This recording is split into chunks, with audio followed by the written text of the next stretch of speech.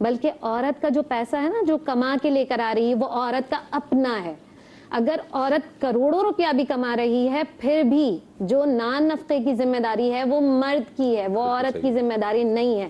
اسی طرح سے جو اس کی اولاد ہے اس کی ذمہ داری بھی مرد کی ہے, عورت کی ذمہ داری نہیں ہے کہ وہ اپنے بچوں کی, ہاں اگر وہ کرتی ہے تو یہ بڑی نیکی کا کام ہے اور اللہ تعالیٰ اس کو بہترین اجر دیں گے اس کے اوپر.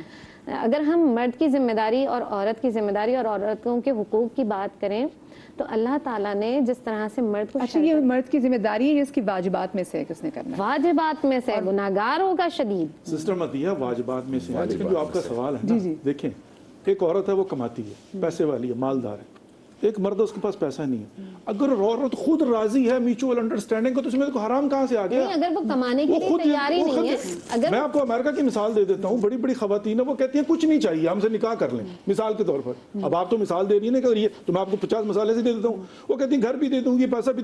ہم سے پوچھتے ہیں شرعی حکم کیا؟ بھائی شرعی حکم یہ ہے کہ اگر وہ راضی ہے تو لے لو, لیکن واجب نہیں ہے. اور واجب کی جہاں تک بات ہے وہ کیا ہے کہ بیوی جو ہے اگر مرد اس کو اس کا نان و نفقہ نہیں دیتا, اس کی جیب سے چوری بھی نکالے تو وہ چوری نہیں ہے, اس کو اجازت ہے. وہ یہ کہہ رہی مدیہ ہی کہہ رہی ہیں, ایک مطلب نکھٹو قسم کے ہوتے ہیں نا لوگ. جیسے ہم اپنے جیسے ہم اپنے لوور اسٹاف میں بھی دیکھتے ہیں اپنے کہ جو خواتین ہیں وہی کام کر رہی ہیں. جیسے ہمارے گھر جو ڈومیسٹک ہیلپ ہے وہ جو خواتین ہیں وہ کام کریں گی, جب فصلوں کی کٹائی ہوئی تبھی جائیں گے, میاں ان کے نشوں میں پڑے ہوئے ہیں, وہ ان کو مارتے ہیں, اور جب وہ اگر کوئی بات بھی کریں کہ ہم اس کے ساتھ نہیں رہنا تو ان کے گھر والے ان کو کہتے ہیں کہ یہ تمہارا مرد ہے, تم اس کو نہیں چھوڑ سکتی, اور وہ بتاتے کہ نہیں تم نے اس کے آگے زبان نہیں چلانی. تو نبی اکرم صلی اللہ علیہ وآلہ وسلم کی ایک حدیث ہے واضح طور پر.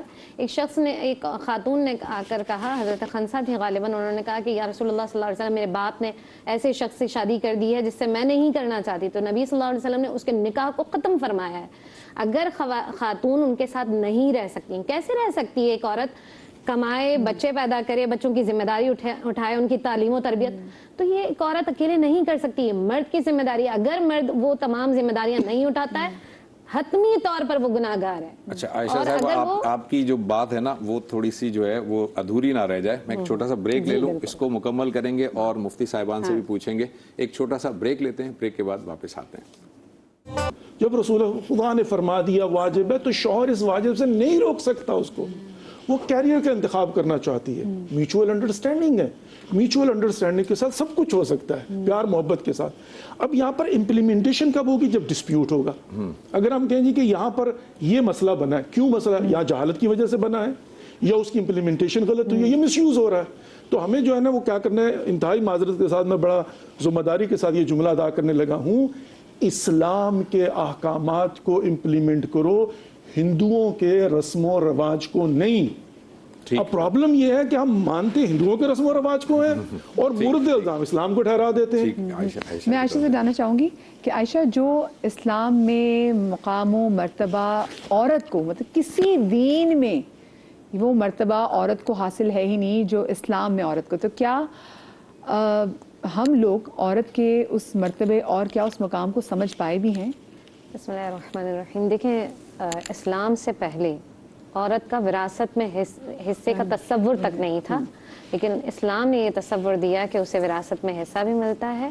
اچھا, اس میں ایک تو اس کو اپنے ماں باپ کی طرف سے ملے گا, اور اگر شوہر کی وفات ہو جاتی ہے تو پھر 1/9 بھی اسے ملتا ہے حصہ.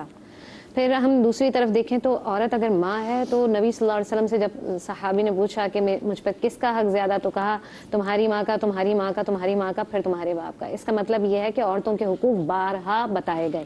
اسی طرح سے نبی صلی اللہ علیہ وسلم کا ارشاد ہے کہ جس کی 2 بہنیں ہیں, بہنوں کا, جس کی 2 بیٹیاں ہیں, جس کی 3 بہنیں ہیں یا 3 بیٹیاں ہیں, اور ان کے ساتھ وہ اچھے سلوک کرتا ہے, نبی صلی اللہ علیہ وسلم ارشاد فرماتے ہیں اس کے لیے جنت کا وعدہ ہے. ٹھیک ہے, تو آج کے معاشرے میں ہمیں یہ جاننا بہت ضروری ہے کہ مہر کے مسائل کیا ہیں. عورت کا مہر, جیسے مرد بہت سارے معاف کروا لیتے ہیں, کافی کہتے ہیں کہ آپ معاف کر دیں, اور وہ کہتی ہیں کہ ہاں میں نے معاف کر دیا. تو ایسا کچھ بھی نہیں ہے, آپ نے وہ مہر اس کا ادا کرنا ہو, چاہے معجل ہو یا غیر معجل ہو, ہر صورت میں مہر دینا ضروری ہے. پھر اس کی تربیت, اور بھی بہت سارے لوگ, ہم نے ایک بار ایک پیکج بنایا تھا, اس میں ہم نے رپورٹ بنائی تھی, ہم کراچی میں ڈفرینٹ علاقوں میں گئے اور ہم نے مرد حضرات سے پوچھا کہ اچھا آپ نے حق مہر کے اپنی بیوی کو دے دیا ہے, تو اس میں سے یقین مانیے گارنٹی سے میں اپنے کیونکہ شو اسی چینل پہ آن ایئر بھی ہوا تو تقریباً 70% لوگوں نے تو کہا کہ نہیں ابھی ہم نے نہیں کیا بڑا ہم ارادہ رکھتے ہیں. ان میں سے ایک انکل تھے وہ تقریباً کوئی 75-80 سال کے انکل تھے, انہوں نے کہا میرا انشاءاللہ ارادہ ہے میں دے دوں گا. تو ان کو دیکھ کے لوگ کہتے کہ اچھا بھی کب. اور اسی طرح سے تعلیم و تربیت کے حوالے سے اگر ہم بات کریں تو نبی آخر الزماں صلی اللہ علیہ وآلہ وسلم سے ایک صحابیہ نے جب کیونکہ نشست ہوتی تھی اصحاب کی تو انہوں نے کہا یا رسول اللہ جو اصحاب ہیں مرد حضرات ہیں وہ تو ہم سے علم میں آگے نکل جائیں گے, ہم تو پیچھے رہ جائیں گے. تو نبی اکرم صلی اللہ علیہ وسلم نے ایک دن خواتین کے لیے مختص کیا تعلیم و تربیت کے لیے. تو اس سے معلوم ہوتا ہے کہ خواتین کے لیے علم حاصل کرنا بہت زیادہ ضروری ہے. اچھا یہ نہ سوچیں کہ بیٹا ہے ہمارے پاس رہ جائے گا, بچی ہے رخصت ہو کے جیسے ہوتا ہے بیٹوں کو اچھے اسکول میں ڈالتے ہیں, بچیوں کو جو ہے لوگ یوزلی ہماری سوسائٹی میں ایسا ہے. اور نبی آخر الزماں صلی اللہ علیہ وسلم کے پاس جب عائشہ نے ایک حدیث روایت ہے کہ ان کے پاس ایک عورت آئی اور جب ان کو کچھ مانگنے لگی تو حضرت عائشہ نے ایک کھجور جو تھی وہ اسے دی, تو اس نے اس کھجور کے 2 حصے کیے اور وہ جو بچیاں تھیں ان کو دیے. تو نبی اکرم صلی اللہ علیہ وآلہ وسلم نے بہت واضح طور پہ یہ ہمیں حدیث میں ملتا ہے کہ نبی آخر الزماں صلی اللہ علیہ وسلم نے ارشاد فرمایا کہ جو بیٹیوں کے ذریعے سے آزمایا گیا اسے جنت میں. اور پھر نبی آخر الزماں صلی اللہ علیہ وسلم نے اس طرح سے جس نے اچھی پرورش کی, اور پھر یہاں تک بات ختم نہیں ہے, یہاں پر بات آ جاتی ہے جیسے ہم باہر نکل رہے ہوں اور بچے کہتے ہیں نا ہم جانے نہیں دیں گے آپ کے ساتھ جائیں گے, جہنم کے آگے ایسے ڈھال بنی ہوئی یہ بیٹیاں اور کہیں گی نہیں ہم اپنے ماں باپ کو جہنم میں نہیں جانے دیں گے, یہ بچیاں ہمارے لیے ڈھال بنیں گی. تو آج کی بچیوں پر بیٹیوں پر اگر کوئی محنت کر لیتا ہے تو یہ سمجھ لیجیے کہ وہ کل کے لیے بہترین معاشرہ تشکیل دے سکتا ہے.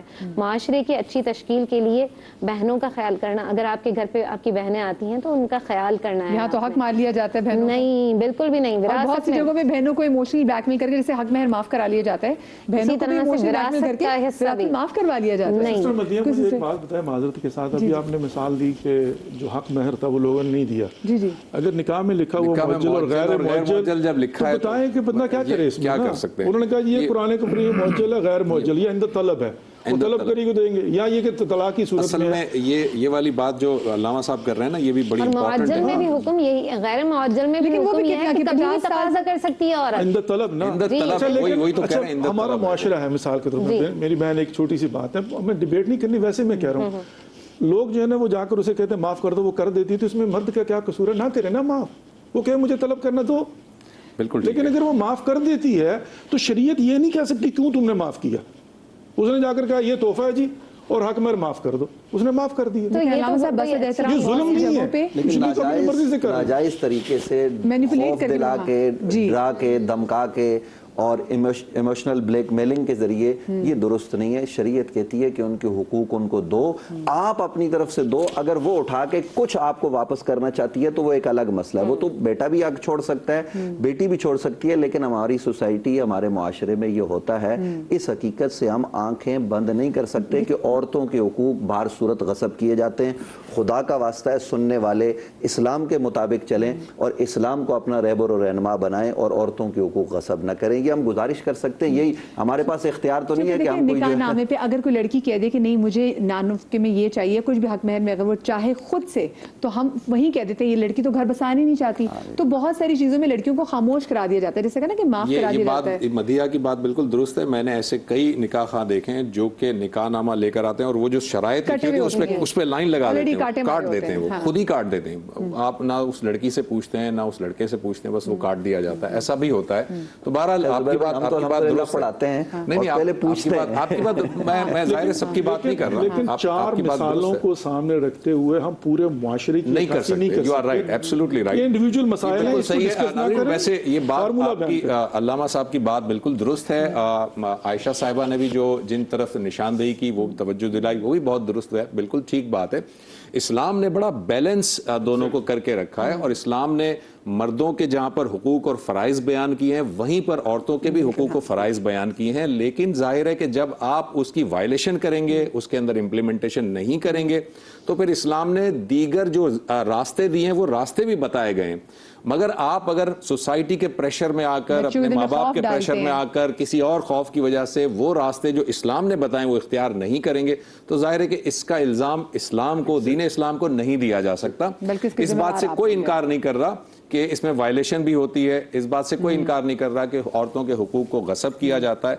इसमें न सिर्फ ये कि इस्लाम के बताए हुए तरीकों पर अमल करने की ज़रूरत है, बल्कि हुकूमत ने जो ताज़ीरात बयान की हैं, जो सज़ाएं बयान की हैं, अगर जराइम की हद इस हद तक बढ़ जाए कि वो ताज़ीरात के ज़ुमरे में आता है, तो उसमें फिर हुकूमत का भी फ़र्ज़ बनता है और उसकी